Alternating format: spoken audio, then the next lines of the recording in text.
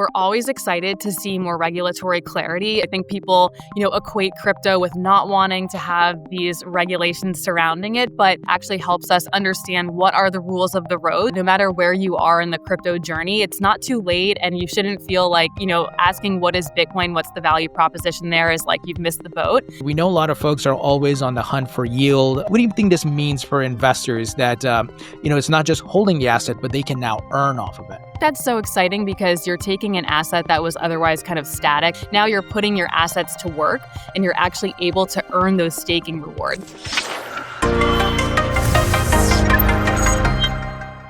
This episode is brought to you by Propy, which is leading the charge in putting real estate on chain.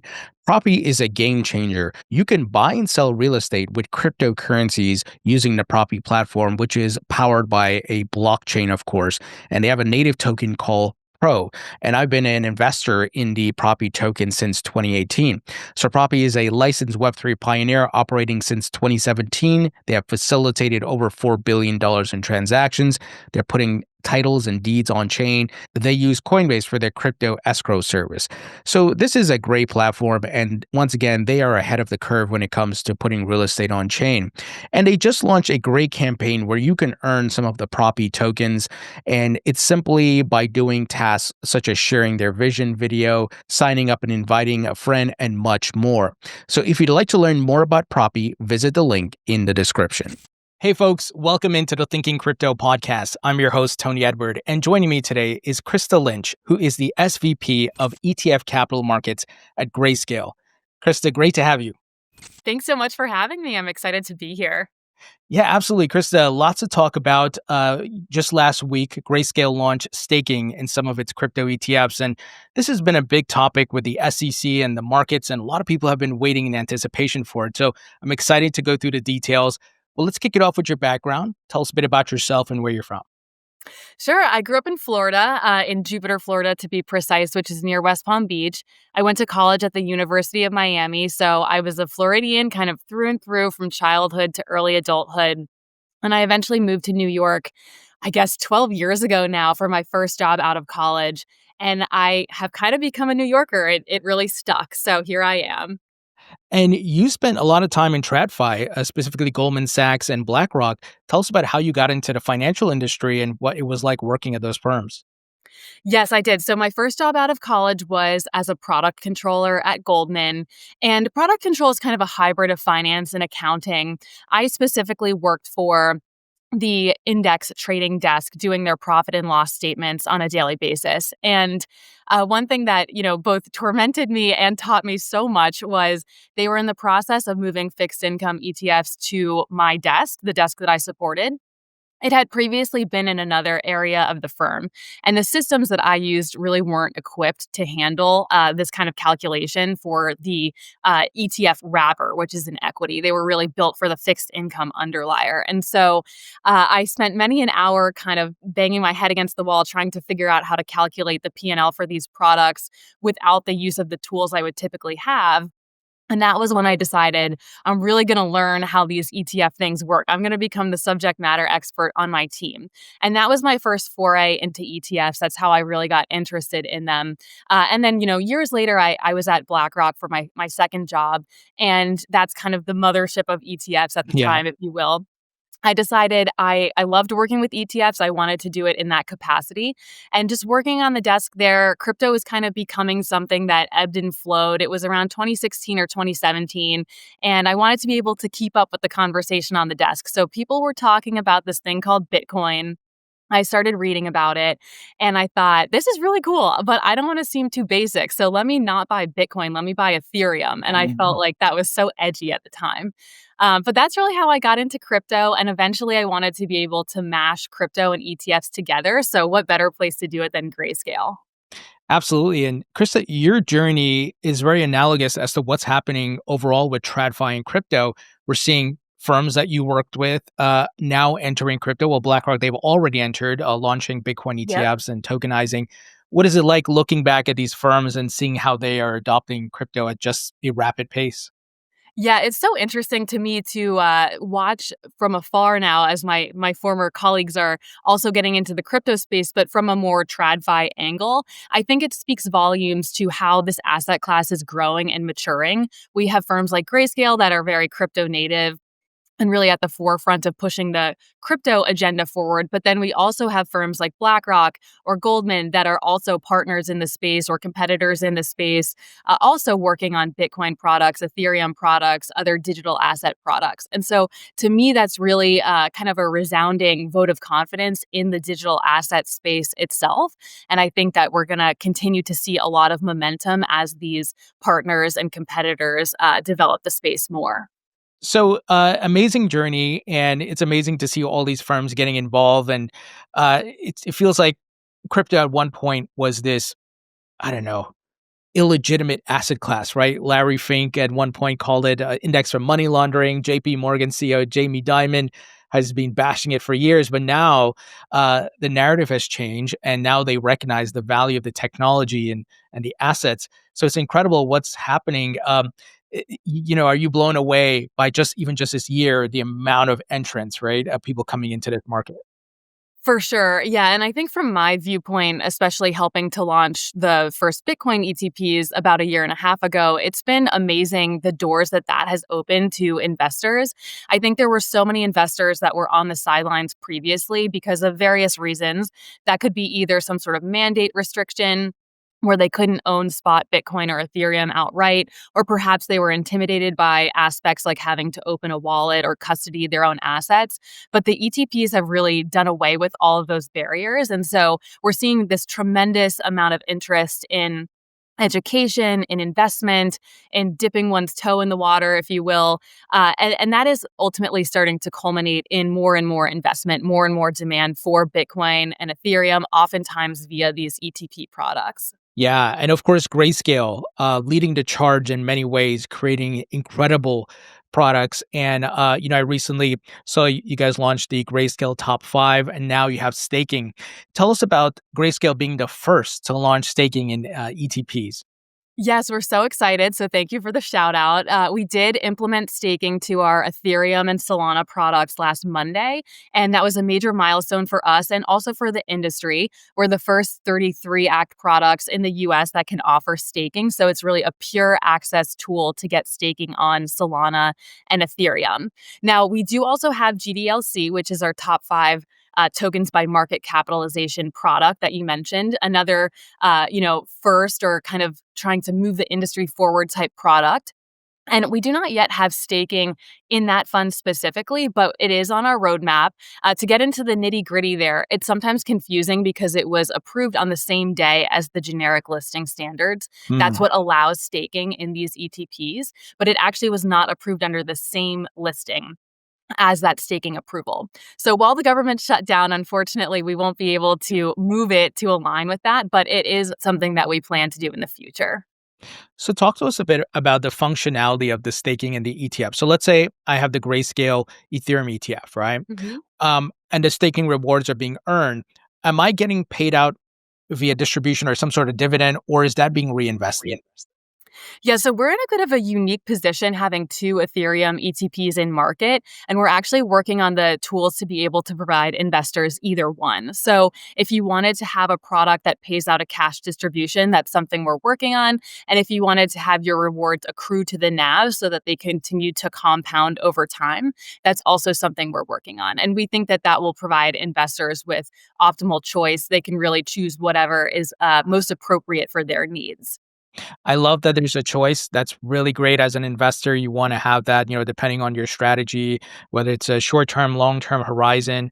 Um, and then with the staking component, right? We know a lot of folks are always on the hunt for yield. They want to have that passive income, if you want to call it that. What do you think this means for investors that, it's not just holding the asset, but they can now earn off of it? Yeah, I think that's so exciting because you're taking an asset that was otherwise kind of static. You're getting the price return, but it's not doing anything for you necessarily. Now you're putting your assets to work and you're actually able to earn those staking rewards. So I think similar to how we saw some investors on the sidelines before the Bitcoin products came to market, the ETP products, I think that we're also going to now see investors who were sitting on the sidelines for Ethereum come into the ETPs because they knew that pre-staking, they were leaving some value on the table. Before the ETPs could stake, you might be more compelled to try to do it yourself. But now, for such a low cost, high, conviction product where you don't have to custody yourself, you don't have to worry about finding these staking providers. You can really lean on an asset manager to do it for you. I think that the value proposition of the staking ETPs, Ethereum being the best example right now, is very high. So that's really great that we have this option on the market. And to your point, I've been talking a lot about it with regards to the Ethereum spot ETFs that I expect inflows to surge once the staking is added because the incentive is there. Personally, I hold Ethereum as an asset and I stake it, but I wouldn't want necessarily go to the ETF because I would lose the staking benefit. But now Yep. that's here and Grayscale has that product. Exactly. Yep. And I think that that is exactly what a lot of investors are going to be thinking. So I share your sentiment and I'm very excited to see what could potentially happen for these products in the coming months. This may be a hard question to answer, and it may be ebbs and flows with it, but what is the expected staking APY or percentage of rewards? Yeah, I'm glad that you asked actually. So we have a metric on our website where we display the percentage of the fund staked at any point in time. Right now, for ETH and ETHY, it's about 65% of the fund. And that's very much by design in order to have sufficient liquidity to honor redemptions in a timely manner. Now, the returns on Ethereum are between 2 and 3% on average. So you can take that percentage of the fund, you can apply the APY, average return that we're seeing in market, and you'll have a good idea of what you can expect. Grayscale is actually going to be returning about 94% of rewards for our ETH product. So there is going to be effectively all of those rewards minus that 6% going back to our investors. That's really great. And then I'm assuming that, as you get the ball rolling with Ethereum and Solana and, everything's up and running and copacetic, potentially Grayscale could expand to other proof of stake blockchains that have rewards as well and create products around those. Exactly, and we have our Solana product staking right now. It's not yet an ETP, but we're again kind of uniquely positioned in having a Solana product in market. It's an OTC public quotation that we currently have a filing out to uplist into ETP form, but we were able to get staking going ahead of time because it is already in existence. So that's another major thing that we're excited about and can't wait for it to become an ETP. That's awesome. I know a lot of people in the market are waiting for that as well. I guess we'll just have to wait for the SEC to get things up and running. I know the government shutdown slows us all down. Yeah. I mean, it's been a crazy time in crypto land, so I don't mind a little bit of a reprieve, but I think ultimately we want to keep the momentum going. We want to keep the ball rolling. So we're looking forward to kickstarting things anew once they're back. Oh, for sure. Now, there's been a lot of talks of ETFs versus digital asset treasury companies where you can hold the stock of a company that's holding some of these assets on their balance sheet. Now, I personally believe in the ETFs. I know folks use the digital asset treasury company stocks for different things, but personally, as a long term holder, I prefer the ETFs. What is your take on the dynamic between those two competing assets or products? Yeah, of course, I'm biased as an ETP, ETF enthusiast. I should preface I use the two interchangeably, but I'm an ETF person at my core. And so I think that the ETFs, especially now that they can offer staking, are a very compelling and preferable solution to getting access to either spot crypto and or the staking function on top of spot crypto. Of course, digital asset treasury companies, I think, are making the most of what they can under certain regulatory environments where there's less clarity. But I think as we get more clarity, as we have in the past few weeks, especially with the ability to stake in a regulated 33 Act transparent ETP type vehicle, I think that, to me, that's a much more compelling choice than doing something like that through a digital asset treasury company. But again, I think this speaks to the need for regulation and creative solutions that will kind of pop up in the absence of that. Yeah, for sure. And I think of the average Joe and Jane, they're more familiar with ETFs. and they've seen that in their retirement accounts. And then we see that, under the current administration, they have opened up the ability for retirement accounts to expand beyond traditional assets to crypto and other things. Um, Mhm. I could see registered investment advisors or wealth managers saying, "Yeah, look, okay, there's these digital asset treasury companies, but let's go with the ETF." I agree. And I think part of the compelling selling points of ETFs, not just for crypto, but generally speaking, for getting access to different underlying assets, is it is a similar experience no matter what you're investing in. So trading the wrapper itself, whether it's a stock, a bond, or crypto, is a very similar experience. And that's the beauty of being able to get your crypto exposure through the ETP. It's not going to be like opening a wallet, it's going to be like buying another stock or bond. So that is a way that we've also been able to help ease people into the process where maybe they were on the sidelines because of some of those kind of barriers to entry where it just seemed like a more intimidating asset class to get exposure to. Yeah, absolutely. Now, we know the SEC, they've got a lot of filings on their table, some Yeah. from Grayscale for individual ETFs, like around Solana, XRP, and much more. Are you and the folks at Grayscale anticipating those get approved maybe this quarter? And what would that mean for your offerings, being able to go beyond Bitcoin, Ethereum, and to Solana, XRP, and others? Yeah, so going back to my point about it being a very busy time in crypto land, this is kind of why. So, at the end of last year, when it became apparent we were going to have a more favorable regulatory regime for crypto, a lot of issuers, Grayscale included, put filings forth in order to bring new products to market that incorporated staking, incorporated new assets, new tokens, etc. There were over 91 of these filings with the SEC, and each one of these filings has a 240-day time clock on it, by which time the SEC has to say yes or no. Now, that time clock for many of these products expired in early October, but Mm. the SEC was able to tackle it with their generic listing standards. So, generic listing standards kind of check one box. There's two check boxes that have to be cleared before the product can actually go live. And so now we find ourselves in the second area, which is approval of what's called an S1 or an S3 in the case of a live product that's uplisting, like GSOL, Grayscale Solana product. Now, because the SEC is not in office right now, we're not seeing a lot of progress on those, but I think that as soon as they come back, it's going to be a very quick progression. So I would measure when these are coming to market more by days and weeks than months. I think we're going to see a lot more products under the generic listing standards. There's maybe 10 to 15 tokens that are eligible. So I think we're going to see a lot of products in the fall. That's exciting. And I know the generic listing standards changed a lot. I know, like I just recently had a conversation with SEC Commissioner Hester Peirce. Unfortunately, I couldn't publish that interview because of the government shutdown. They needed to review the content, but she talked about, yeah, there's no longer the need to have futures markets in place, which was kind of the standard they had set for Bitcoin and Ethereum, and it just makes it a lot easier now for filers to get products live.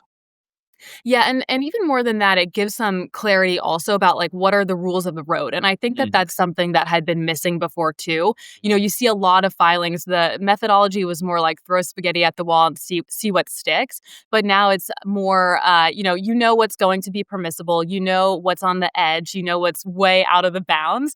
And so I think there's more opportunity to be thoughtful about the things that are out of the bounds to push the boundaries more, with more rationale in mind than just kind of let's see what we can get out there. Now, this kind of correlates a bit with what may be on your roadmap, and I don't know how much you can talk about it, but as you get these ETFs live, right, with these different products, and they're essentially your basic ETFs, allowing investors to get exposure. Are you Mhm. going to look to expand to more complex products in ETFs, and maybe some of the products that exist in the TradFi world can be brought to ETFs like 2x leverage or whatever it may be? Are you, is that on your roadmap?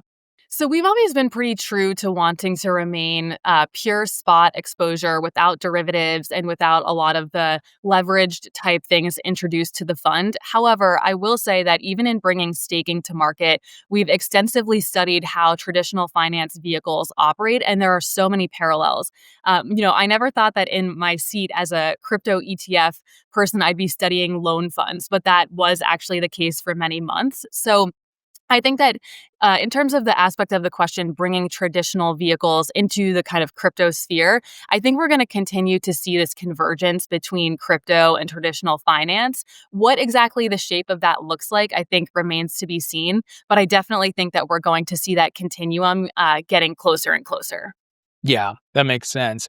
And then I guess it also depends if there's demand for those products Yep. and if the investors are educated about it, because there's still a lot of people they're new to crypto and they still need to go through that education process. While maybe for stocks and gold, it's just like, okay, yeah, I invest in it, and that's common knowledge for the most part. So I guess it's like kind of crawl, walk, run, right? Over time, these things may come in. Yeah, and I love the education point too, because we do find a lot of investors are still learning what is Bitcoin, and that's totally fine. I think it's important to underscore that no matter where you are in the crypto journey, it's not too late, and you shouldn't feel like, asking what is Bitcoin, what's the value proposition there is like you've missed the boat. Grayscale does a series that we call Crypto Connect, and I was actually in San Francisco last week for one of these sessions, and a lot of the conversation was just that. It's like my clients are asking me, how can I get access to digital assets? And we're starting with the very basics. We're talking about a Bitcoin ETF. And obviously now we have more complex products. Like we have our multi-token product, which we Yeah. think could be like the S&P 500 of crypto. But there's still a lot of conversations that are more at the forefront of what is Bitcoin. And that's fine. Yeah, absolutely. I mean, you think about it, there's a number I saw recently. There's not even a billion people here yet. We're still so early relative to other asset classes. So, on the note of education, I'm assuming folks at Grayscale are educating RIAs and wealth managers, people who are, have a client base that they're trying to get into this asset class. For sure. And a lot of those conversations have started months, if not years ago, but we're starting to see them really come to fruition, which is so exciting for us. As an example, recently there have been a couple news pieces about some of these investment platforms opening up to Bitcoin and Ethereum products. Those conversations happen months and months and months, if not years in advance. And there's a lot of due diligence, there's a lot of education that goes into them. So we're super excited to happily chip away at the smaller conversations that lead to the bigger conversations. And eventually, hopefully, they lead to platform inclusion. But overall, it's very exciting to see any of these products getting kind of, mainstreamified on those avenues. Yeah, and education is just such a big part of it, and so people understand what to watch out for, what's a good investment, what's not, because there's so many things like meme coins and this and that. And don't get me wrong, not all meme coins are bad, but it's just so much. It's like drinking from the fire hose sometimes. Yes, for sure. And what's right for a particular investor?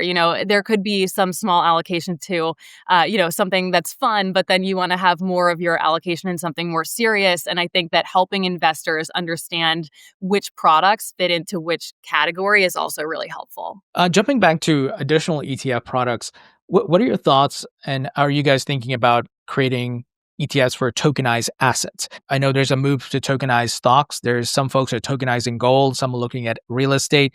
Is it too early, or over time you may be looking at things like that? Yeah, tokenization is so interesting to me. It's very buzzy. I go to a lot of traditional finance conferences, and I find that that's always a topic on the agenda.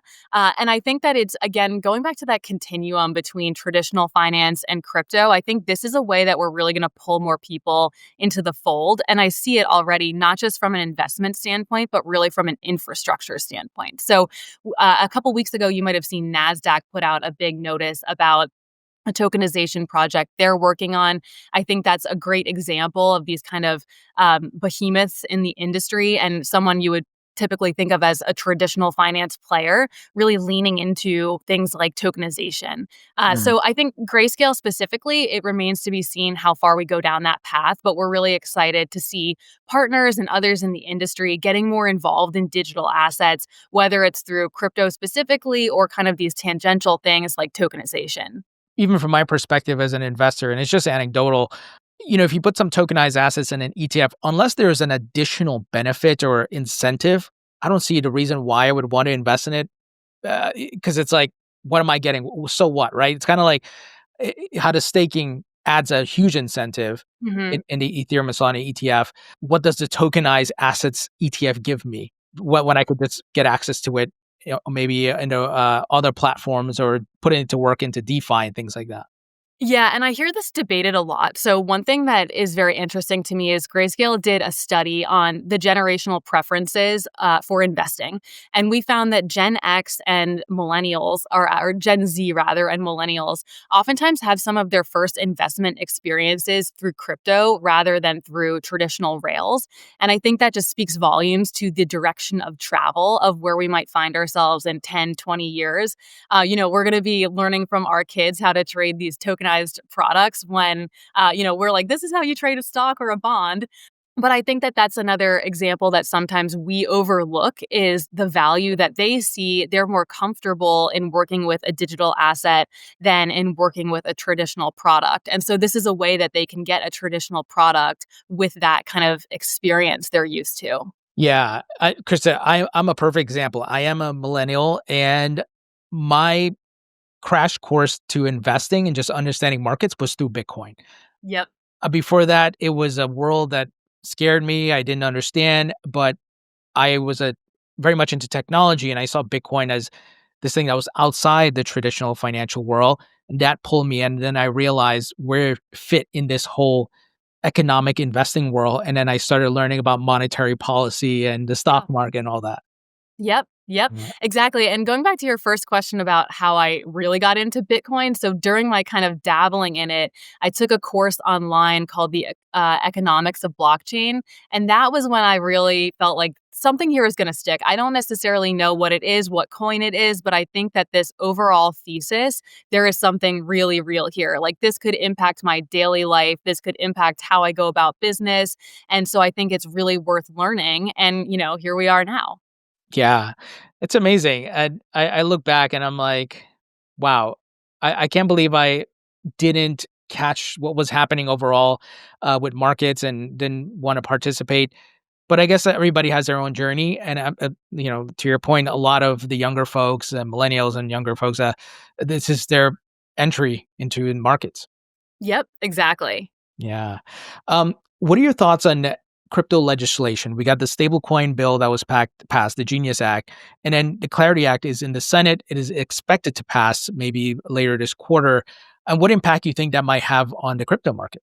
Yeah, I think overall, we're always excited to see more regulatory clarity. Sometimes that can be counterintuitive. I think people, equate crypto with not wanting to have these regulations surrounding it. But for issuers like Grayscale, it actually helps us understand what are the rules of the road so that we can go forth and build things as opposed to being on the sidelines, unclear of, if we put millions of dollars of investment into this project, but then 2 days later, it's not permissible anymore. We got to throw that work away. So I think for those who are trying to build the path forward, more regulation is useful. Of course, we want it to be reasonable, but having those rules of the road in front of us are very helpful. And I think that these are two really important pieces of it that are going to come together in the near future. Yeah, I often tell people, to your point, who say, "Oh, well, why do we need regulations? Crypto is supposed to be this anti-government type thing, right?" Yeah. And I say, "Well, because you have to protect consumers, and foster innovation. Because if you don't have the regulations, if the policeman's not there watching out for bad actors, crypto is Right. not going to be able to grow. People are going to be scamming folks left and right. That's just the nature of humans, right? Humans are going to be humans, and then." For innovators and people to put capital to build on these blockchains and create cool products, well, they're not gonna put a lot of capital if they know that the government's gonna drop the hammer on them, so they need the clarity. Exactly. Yeah, and that's exactly what we saw maybe, 2 years ago, going back 3 years ago. We saw a lot of our partners just kind of wait and see mode, which, it's a good time to think, but it's not a good time to do.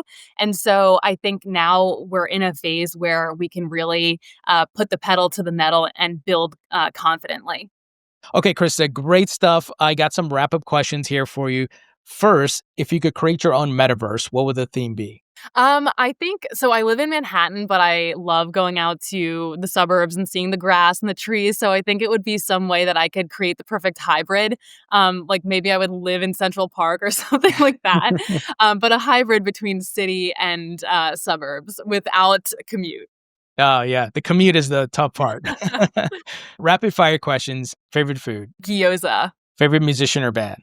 Georgia Q, Favorite movie? Clueless. Favorite book? I'm a big Emily Henry fan. I just finished my 4th or 5th Emily Henry book. And when you're not working at Grayscale, what are you doing for fun? I'm out checking out new coffee shops with my dog. Krista, absolute pleasure. I love what Grayscale is doing. I love the staking and the ETFs. I think long overdue, but the market is ready for it. And we're going to have to do round 2 as Grayscale continues to launch cool products. But thank you so much for joining me. Thanks so much for having me.